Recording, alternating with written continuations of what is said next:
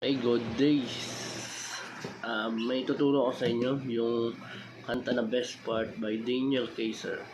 So, mo yung main riffs niya ay pinakang madali lang talaga. Apat na chords lang siya. So, ito papakita ko sa inyo yung mga chords niya. Simula tayo sa D major 7. Yan. Tapos A minor 7. Yung ganito, pwede dito, isa dito, tapos tatlo rito. Tapos G major 7, E flat major 7,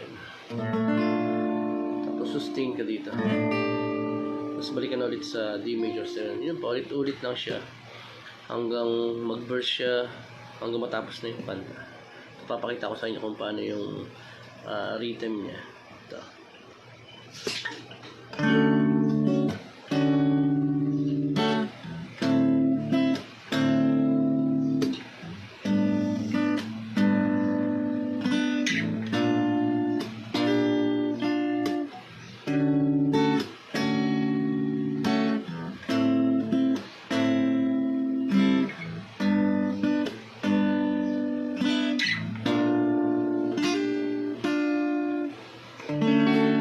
Yun lang, ganun lang siya kadali.